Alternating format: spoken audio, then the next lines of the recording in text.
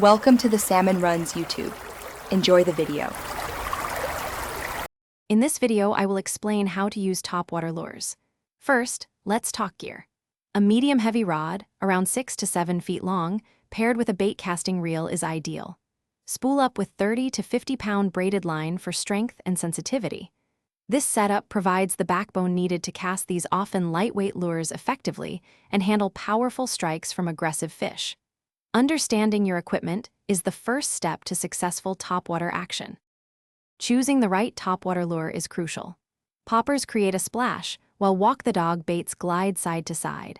Match the lure size to the bait fish in your area, often 2 to 5 inches. Experiment with retrieve speeds.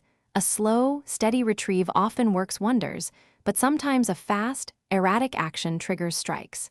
Mimicking a struggling baitfish is key to enticing predatory fish to the surface.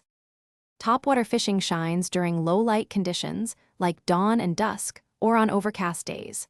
Look for areas with submerged structure, weed lines, or shallow flats where fish ambush prey.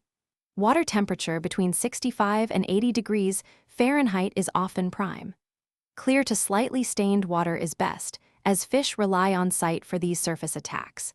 Pay attention to these environmental cues for maximum success. When a fish strikes, resist the urge to set the hook immediately.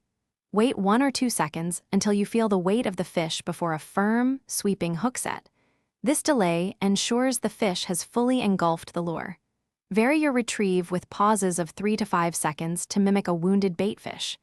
Be ready for explosive strikes. They are part of the thrill of topwater fishing. Thanks for watching.